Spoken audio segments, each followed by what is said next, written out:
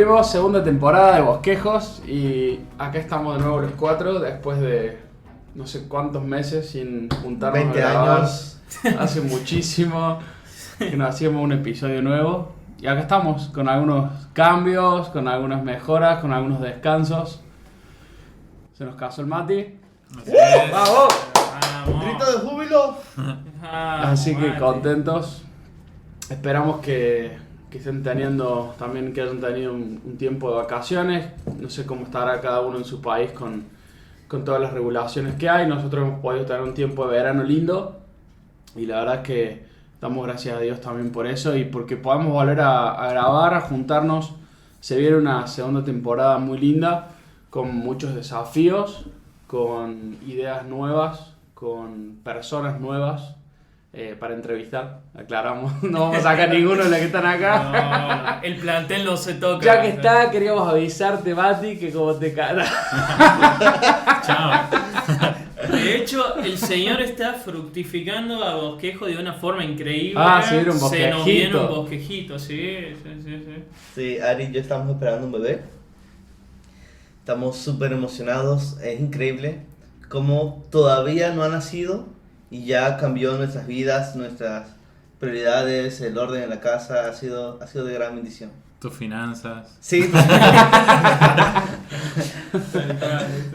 Ahora, en vez de guardar cosas tuyas, tenés que guardar pañales, no, Sí. no hay otra. Pero bueno, arrancamos esta segunda temporada y queremos empezar con un episodio que creo que es un poco revelador, un poco desafiante muchas veces al inicio de nuestra fe y seguramente más de uno de nosotros hemos tenido estas dudas, hemos tenido por ahí preguntas sobre nuestra salvación, o si no las has tenido, quizás escuchamos dudas de otros en la salvación, y a veces al inicio de la fe se pueden plantear estas preguntas. Entonces queremos empezar hablando acerca de nuestra salvación, y la primera pregunta que quiero hacerles, amigos, para que podamos empezar a hablar del tema es: ¿qué dice la Biblia acerca de cómo podemos ser salvos? Los escucho. De a uno. No se pelean. Tan. Pasa que hemos perdido la práctica ya. Perdimos.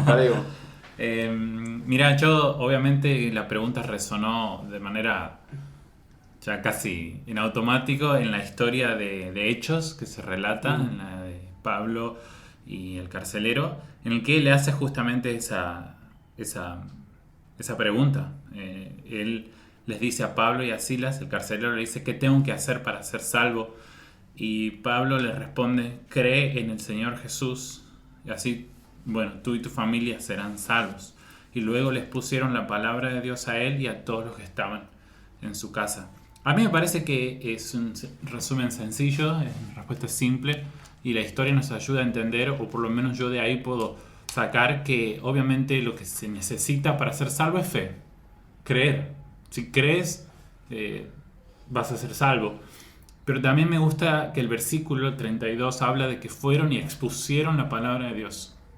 Entonces es una fe en la palabra de Dios, una fe que viene por oír la palabra de Dios. Es algo que también Pablo dice en Romanos. Así que esa es la primera respuesta que yo daría. Que ¿cómo puedo ser salvo? Es por medio de la fe y por medio de escuchar la palabra de Dios, que es el Evangelio. Muy bien. Yo agregaría también el pasaje que se me viene a la mente, es Efesios 2, es un pasaje que habla mucho acerca de la salvación del cristiano, toda la primera parte de Efesios en general, pero me gusta, y más para este episodio voy a usar mucho dos versículos que son fundamentales acá, que es Efesios 3, mejor dicho. Bueno, estoy lento para contar, ustedes saben. Efesios 2, 8, 9 y 10 dice así: porque por gracias han sido salvados por medio de la fe, y esto no es de ustedes, es un don de Dios, no es por obras, para que nadie se gloríe, porque somos hechuras suyas, creados en Cristo Jesús para hacer buenas obras, las cuales Dios preparó de antemano para que anduviéramos en ellas. Este último versículo, el 10, supongo que lo vamos a hablar un poquito más adelante de la conversación, pero somos salvos por la gracia de Dios mediante la fe, que esto no es nuestro, es un don de Dios. ¿Qué cosa? La gracia y la fe, las dos cosas son un don de Dios. No es por obras para que nadie pueda gloriarse o fanfarronear, decir de que yo soy salvo porque hago tales cosas. No es por obras. ¿Por qué? Porque nuestras obras nunca van a llegar a satisfacer la demanda de la santidad de Dios. Entonces tiene que ser por gracia. Dios tiene que otorgar la fe porque, como dice Efesios incluso, versículos antes del capítulo 2, estábamos muertos en nuestros delitos y pecados, ajenos de la vida de Dios, no queríamos saber nada con Dios, vivíamos solamente para nosotros, éramos hijos de ira, éramos hijos de Satanás, el diablo, y no queríamos saber nada con Dios. Entonces Dios tiene que hacer una obra en nosotros para que podamos creer y de esa manera ser salvos. Entonces, ¿por qué está garantizada nuestra salvación? Porque Dios es una obra que Dios hace en nosotros, es un regalo de Dios, es por gracia y es por fe. Bien, entonces podríamos... Bien, Josu, ibas a decir algo. Sí, yo creo que todo esto se resume mucho en Romanos capítulo 1, versículo 16. Pablo dice: no me avergüenzo del evangelio, pues es el poder de Dios para la salvación de todo el que cree. Del judío primeramente, porque ellos fueron los primeros en escuchar esta palabra, y también del griego, porque en el evangelio la justicia de Dios se revela por fe y para fe, como está escrito: mas el justo por la fe vivirá. Amén. Y cuando lees Romanos, casi que todo el resto de la carta es expandiendo estos versículos, es explicando de qué se trata, es mostrando las implicaciones y respondiendo a las objeciones y dudas que los lectores originales tenían. Y la idea de Pablo es que somos salvos únicamente por medio de la fe en Jesucristo, y por medio de ella recibimos la justificación gratuitamente por la fe. O sea, cuando Dios en su gracia me concede fe y yo confío en Cristo, yo soy declarado justo delante de Dios, porque Cristo vivió, murió y resucitó por mí. Entonces, esas dos cosas siempre van de la mano, y por eso me gustó mucho lo que mencionó Matías. Porque a veces podemos pensar que somos salvos simplemente por la fe, pero ¿la fe en qué? La fe en Jesucristo, en que Él murió por mí. Se trata de entender que dependemos por completo de la gracia de Dios y renunciar a nuestros esfuerzos por salvarnos a nosotros mismos, como también mencionaba Mauro. De manera que toda la salvación, de principio a fin, es totalmente por la obra de Dios. Una obra que Cristo hizo por nosotros, en su vida, en su muerte y en su resurrección. Me encanta la respuesta que están dando, porque muchas veces creo que todos hemos escuchado cuando uno habla con otra persona de que sí, yo creo en Dios, o sí, yo soy una persona de fe, la famosa Exacto. persona de fe, ¿no? Claro. Pero en realidad el punto de la salvación, y resumiendo un poco lo que decían ustedes tres, no es el solo hecho de tener fe, sino en dónde está puesta tu fe.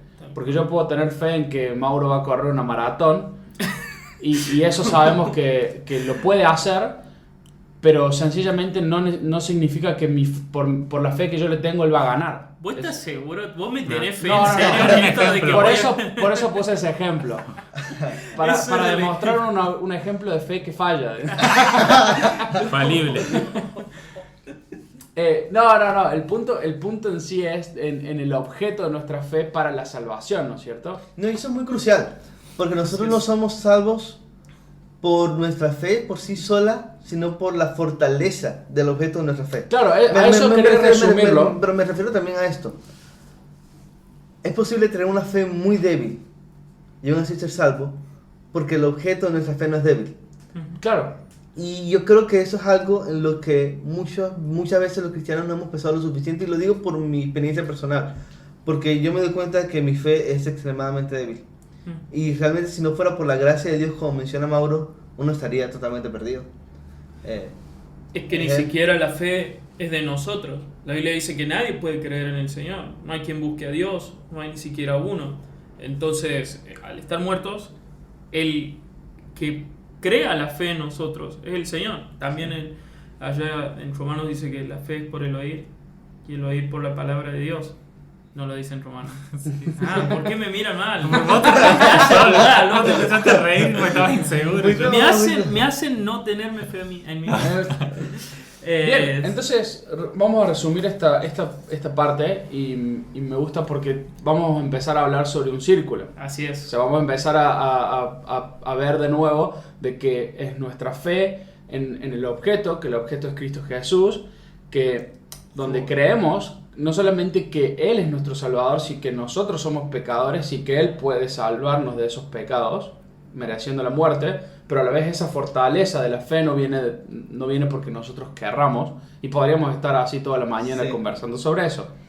Entonces, yendo a la base de que ya soy cristiano, he puesto mi fe en Cristo Jesús, he tomado los pasos que hizo el carcelero, como contaba Mati en Hechos. Entonces, un cristiano puede perder esa salvación, puede perder esa fe en Cristo Jesús. ¿Qué pasajes de la Biblia nos muestran esta verdad? Ningún pasaje de la Biblia, explicado en su contexto, enseña que una persona que haya nacido de nuevo puede desnacer de nuevo, pueda perderse, pueda apartarse definitivamente de Dios. Por eso en la teología reformada se habla de la doctrina de la perseverancia de los santos. Esta doctrina significa que todos los cristianos verdaderos, aunque tengamos vidas imperfectas, ganarán la batalla violenta de la fe contra la incredulidad, porque es una batalla fuerte. O sea, todo el tiempo estamos luchando contra tentaciones, contra pecados, contra presiones, y vamos a ganar esa batalla. Me gusta más como lo dice Sproul, como a veces se cree que la perseverancia de los santos es algo nuestro. Sproul lo dice como Dios persevera a sus santos. Sí, exacto, porque Dios nos guarda y nos concede la victoria que Jesús garantiza, ya que Él nos compró en la cruz para hacernos suyo por la eternidad. Cristo no derramó su sangre y nos va a comprar para luego perder lo que Él ya pagó. Así es. Creo que es algo muy profundo y hay muchos pasajes de la Biblia que enseñan esa verdad. Yo solamente quisiera mencionar dos y dejarlos a ustedes continuar. El primero que viene a mi mente es Juan capítulo 10, versículo 27 al 30. Dice Jesús: mis ovejas oyen mi voz, yo las conozco y me siguen. Yo les doy vida eterna y jamás perecerán, y nadie las arrebatará de mi mano. Estamos en las manos de Cristo. Sigue diciendo: mi Padre que me las dio es mayor que todos, y nadie las puede arrebatar de la mano del Padre.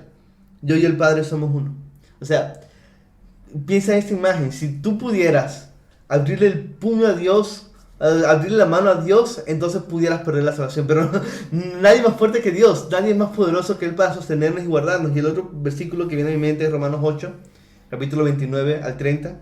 Versículo 29 al 30. Dice: porque a los que antes conoció, también los predestinó a ser hechos conformes a la imagen de su Hijo, para que Él sea el primogénito entre muchos hermanos. A los que predestinó, a esos también llamó. A los que llamó, a esos también justificó. Personas que creyeron en el Evangelio y son justificadas por gracia. Y a los que justificó, a esos también glorificó. La cadena nunca se rompe. Una persona que ha sido justificada, que ha creído el Evangelio y que ha dependido de la gracia de Dios, y que Dios ha obrado ese cambio en él, una persona que va a terminar glorificada, y que de hecho es impresionante. Pablo lo mira como en pasado, o sea, en la mente de Dios. Ya está hecho. Exacto. Y es un consuelo enorme. Uno de los pasajes que más conmueve mi vida cada vez que lo leo es muy cortito. Está en Filipenses 1:9 y dice así: estando persuadido de esto, que aquel que comenzó la buena obra en vosotros la perfeccionará hasta el día de Cristo, ¿no? Aquel que comenzó la obra de nosotros. ¿Quién comenzó la obra? El Señor, Cristo, Dios, el Padre. Comenzó en nosotros una obra. Él no la va a dejar inconclusa, no la va a dejar incompleta. Por eso decía que era tan vital entender de que la obra proviene y empieza en el Señor. Él es el que empieza la obra, no la va a dejar incompleta. Lo que pasa es que a veces creemos de que la fe es algo nuestro, y si nosotros dejamos de poner la fe, es decir, la salvación está puesta en la fe, y no es solamente la fe, es en la gracia de Dios por medio de la fe en Cristo. Ahora, el garante de esa salvación es Dios mismo. Dios es el que está haciendo una obra en vos, no depende de vos, en otras palabras. Porque si no, entonces estás diciendo que si vos perdés la fe, perdés la salvación.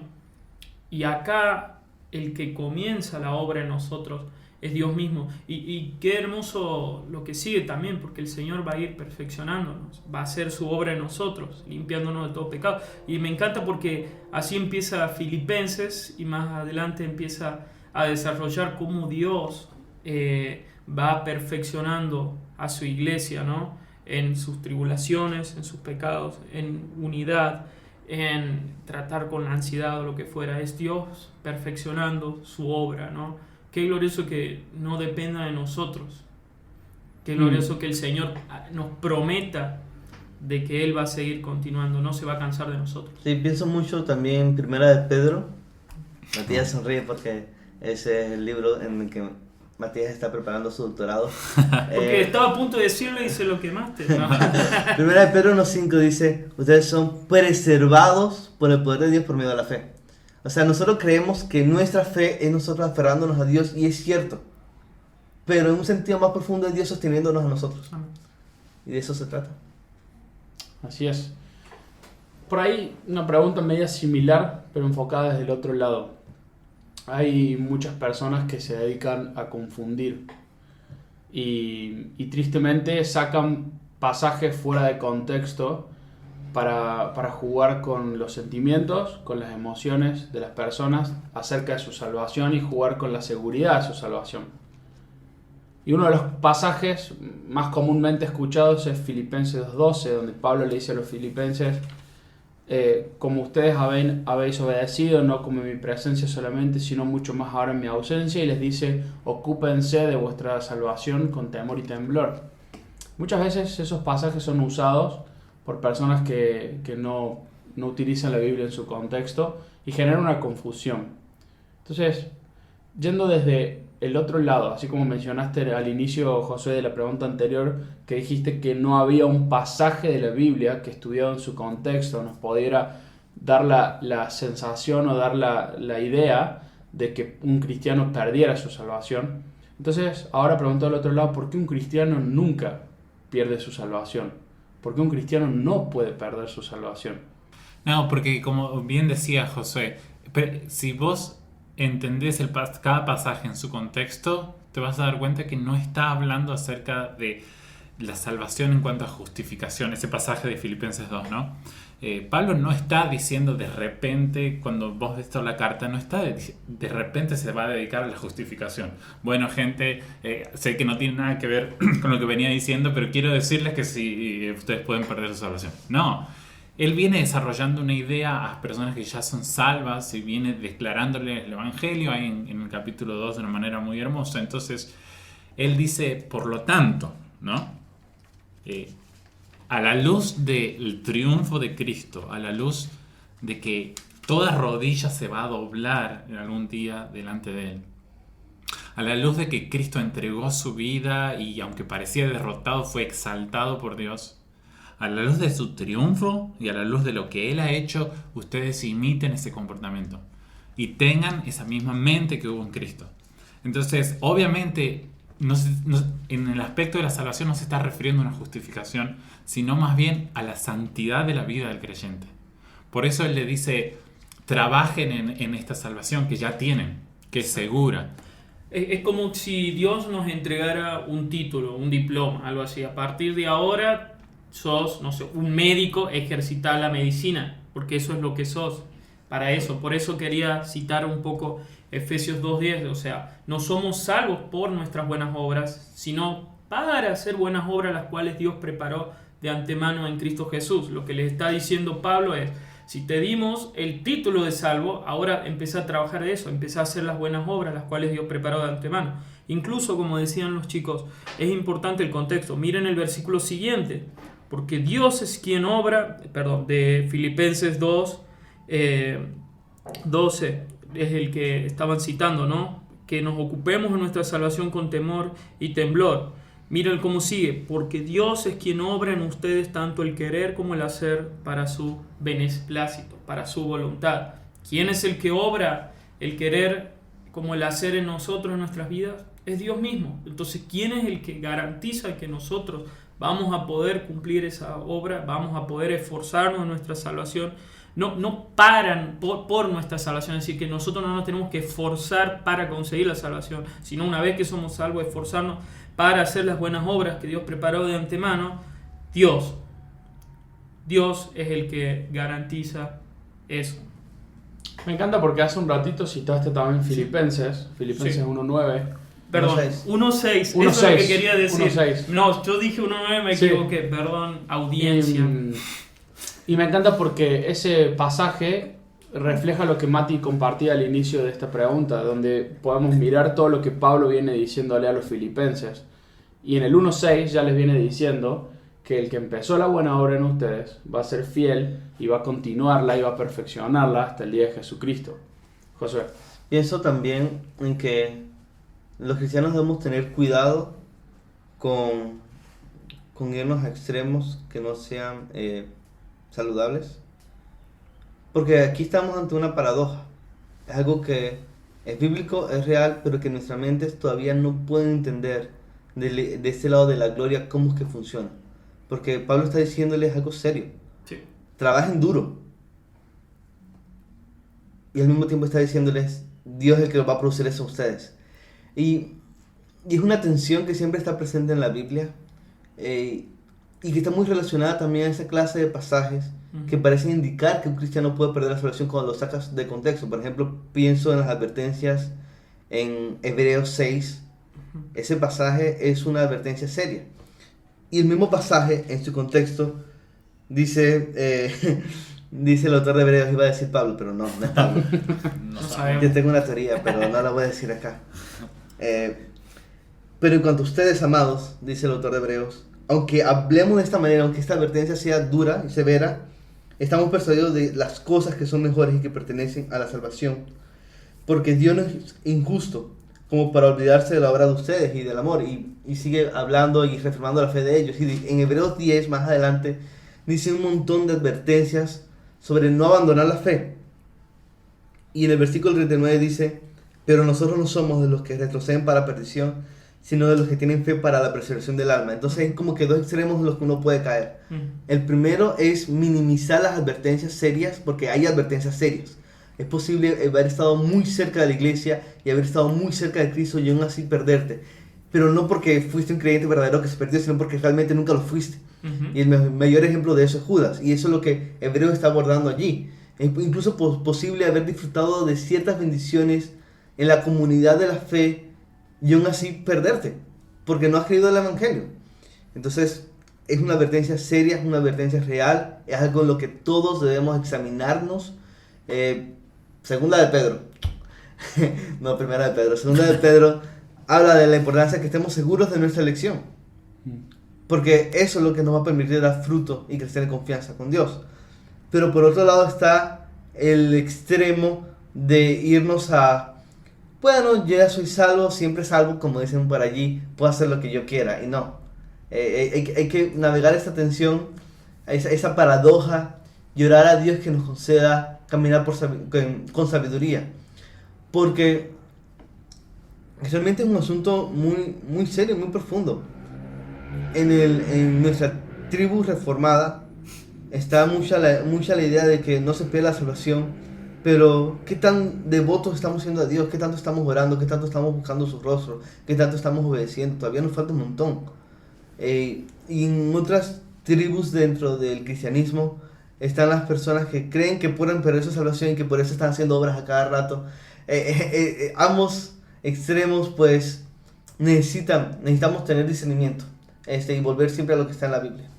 Me Realmente encanta. es algo que me confronta a mí. Me encanta cómo conecta esto con la importancia de lo que veníamos hablando recién del pasaje que lleva Mauro, ¿no? El Filipenses 1, de cómo el Señor empezó nuestra obra y nos va a seguir perfeccionando, y es lo que se llama comúnmente esta santificación progresiva, ¿no? Donde Dios va obrando en nosotros y con nosotros, y vamos trabajando nosotros en tratar de ir eliminando nuestros pecados y peleando contra ellos. Pero también puede darse esta otra tensión que decía Josué recién, de que bueno, si ya soy salvo, si no la pierdo, entonces si peco no pasa nada. Claro. ¿Cómo piensan ustedes que debería ser la conducta de un cristiano a la hora de entender que tiene su salvación segura y estar seguro en ella con respecto a su vida espiritual? ¿Puede pecar libremente? ¿Puede debe ocuparse con un extremo. Entramos en esta tensión que mencionaba José recién, ¿no? ¿Qué piensan ustedes cuál debería ser la conducta de respuesta de un cristiano al entender que su salvación es segura y que no se va a perder? Bueno, los puritanos... Pablo. No, sí, los puritanos creo que lo resumían bien. Ahora no recuerdo exactamente la frase, pero el punto es que quien recibe gracia vive agradecido. La gracia que llega a nuestro corazón de ahí produce una vida agradecida. De alguna manera es inevitable recibir la gracia y no responder en virtud de esa gracia. Obviamente tenemos que ser exhortados. Pablo da muchas exhortaciones, pero porque él sabe que la vida del cristiano debe ser y va a ser en armonía y digna del Evangelio de Cristo. Entonces, ¿cuál es la respuesta? Y un corazón transformado. Y eso es algo que también quería decir, que la salvación no es simplemente un ticket o un free pass, entonces yo la tengo acá en el bolsillo, entonces puedo llegar a perderla porque se me va... Se me cae, como a mí con el documento. Cuando me fui a casar, perdí el documento y tuve que hacer 1000 líos porque perdí mi documento para poder casarme. La salvación no funciona así, sino que es muchísimo más profunda en nuestra vida. Es una transformación de la vida, ¿sí? Es una transformación del corazón. Entonces no es algo sustancial que se te pueda caer en la esquina o en el colectivo o en un viaje. Es algo, la salvación significa que has sido transformado. Entonces de esa transformación, de esa nueva criatura, hay nuevos deseos, hay nuevos anhelos, hay un nuevo corazón que responde en armonía con Dios. Entonces, pecar todavía es posible, ¿sí? Pero en el corazón redimido, pecar no es un deseo, no es algo a lo que estamos esclavizados. La presencia del pecado está ahí, pero el poder del pecado sobre nosotros ya no está ahí. A mí me gusta mucho Romanos 6 porque Pablo se adelanta a todas estas cosas. En el capítulo 5 dice que justificados pues por la fe tenemos paz para con Dios. Listo, ya tengo paz para con Dios, ya no es más mi enemigo, estoy tranquilo. Y entonces si es por gracia y es por la fe, entonces me relajo. Y Pablo se adelanta a preguntas que puedan surgir. ¿Qué pues diremos entonces? ¿Continuaremos en el pecado para que la gracia abunde? Y Pablo contesta: de ningún modo. Nosotros que hemos muerto al pecado, ¿cómo viviremos aún en él? Me gusta por cómo lo pone Mati y cómo lo habían dicho los chicos, de que cuando Dios nos redime nuestros pecados, básicamente lo que está haciendo es liberarnos del poder del pecado. Ahora, si seguimos viviendo en el pecado, si es un hábito, si es una práctica, entonces nunca fuiste libertado de verdad. O sea, deberías pensar si de verdad sos salvo, si el Señor te ha librado. Como nosotros que hemos sido libertados del pecado, tenemos esta nueva vida por medio del Espíritu Santo, tenemos estos nuevos deseos, esta nueva mente, seguimos pecando. No se condice, es decir, no deberíamos vivir una vida de esa forma. El pecado es un tropiezo en la vida del cristiano, no un hábito, no es una esclavitud. Aunque yo entiendo de que por ahí hay pecados que son difíciles, pero en parte se nota un deseo de no ser igual, de pelear, de batallar contra ese pecado. Todavía te conmueve, luchas contra él, pides perdón al Señor. Entonces vemos ese nuevo deseo. Antes no estaba ese deseo directamente. Antes querías vivir simplemente para vos mismo. Ahora la gracia del Señor te ha salvado, te ha libertado del poder del pecado. Ahora podés vivir libremente para agradecer y alabar a Dios. Sí.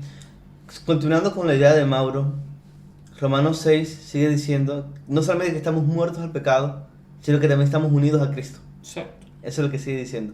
Y realmente se trata de eso. El creyente no quiere volver atrás porque está agradecido, y hay un sentido muy real y profundo en el que no puede, porque ya es una persona diferente. Exacto. Cristo le ha cambiado el corazón. Todavía hay presencia del pecado en nuestras vidas, pero ya el pecado no nos domina. Ahora vivimos para Cristo. Y yo creo que todo esto es tan importante porque le termina dando toda la gloria a Dios y no al hombre. nosotros perseveramos no al mirarnos a nosotros mismos, sino al mirar a Cristo y estar unidos a Él por la obra del Espíritu Santo en nuestras vidas, el Espíritu que prometió terminar lo que empezó en nosotros, como mencionó Mauro, citando Filipenses, y toda la alabanza se la lleva a Dios. Yo pienso mucho en esto que dice Sproul cuando habla también de cómo Dios nos guarda. Él dice que cuando un padre está cruzando la calle con su hijo, el padre no espera que el hijo le esté tomando la mano, el padre se la toma a él y lo sujeta duro a él, pues sabe que el niño puede soltarse. De igual manera nosotros perseveramos en la fe no porque nosotros nos sujetamos a Dios, que obviamente hay un aspecto de eso, sino porque es Él el que nos sostiene a nosotros, es Él el que nos toma de la mano. Y así como Matías mencionó que debe haber gratitud en nosotros, ante todo eso también debería haber descanso. Honestamente yo no sé cómo hacen para dormir tranquilas las personas que creen que pueden perder su salvación, porque si yo pudiera perder mi salvación yo lo hubiera hecho. No existen pecados pequeños delante de un Dios infinitamente santo, y realmente es un gozo saber que a pesar de mis debilidades, a pesar de mis fallas, a pesar de que todavía soy un bosquejo de lo que algún día seré, cuando cruzo la calle de la vida, es Dios el que me toma de la mano. Eso es lo que importa. Amén. Eso es lo que realmente me llena de esperanza y me llena de gozo. Wow, gracias. Me encanta el ejemplo de lo que vienen dando, porque cada uno hizo el ejemplo de la respuesta que como cristianos debemos tener desde distintos ángulos. Y un ejemplo que me gustó mucho, salvando las diferencias, es de una persona que está buscando trabajo, que la necesita, y que hay un empleador que le da trabajo. Y esa persona termina estando agradecida por lo que el otro hizo. Si bien ni Dios es un empleador, ni nosotros somos trabajadores buscando trabajo, pero cuando somos salvos, el Señor obra en nuestro corazón y entendemos la necesidad que teníamos de Él. Y por ende, como teníamos una necesidad y entendíamos que necesitábamos a ese Salvador, y lo tenemos, nuestro corazón termina dando una respuesta de agradecimiento. Y me gusta mucho cuando Pablo les exhorta a los tesalonicenses y les está dando como varias pautas, ¿no? Le dicen: oren sin cesar, estad siempre gozosos y demás. Y en el versículo 18 de 1 Tesalonicenses 5 les dice: den gracias en todo, porque esta es la voluntad de Dios para con vosotros en Cristo Jesús. Y como cristianos a veces buscamos la voluntad de Dios. ¿Cuál es la voluntad de Dios? Y el Señor ya la está explicando en muchas partes de su palabra, cuál es la voluntad de Dios para nosotros como cristianos. Y como salvos, el dar gracias a Dios en todo, tener este corazón agradecido por lo que Él ha hecho por nosotros en esa cruz, es crucial poder entenderlo. Y por ende resume a nuestra respuesta a lo que decían recién, de que no hay forma de que un cristiano verdadero pueda pensar en que puede seguir con una vida en pecado sin estar batallando y luchando cada día. Así que, amigos, muchísimas gracias por este tiempo.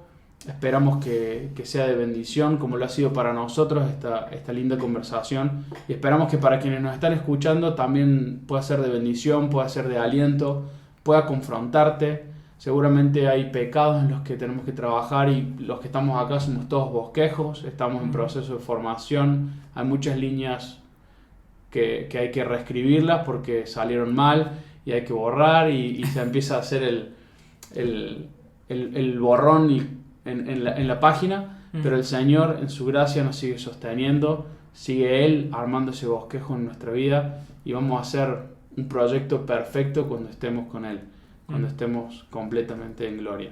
Así que deseamos que este episodio haya sido de bendición a tu vida. Compartilo si así fue. Seguinos en las redes, aunque no hay mucho, pero va a empezar a venir algo de contenido en las redes para que puedas ser desafiado, alentado, para que puedas compartir, para que puedas tener todos los días en tu mente un versículo. Así que deseamos que eso pueda ser de bendición, y cualquier sugerencia también pueden hacerlo por nuestras redes. Hasta acá llegamos hoy, nos vemos en el próximo episodio.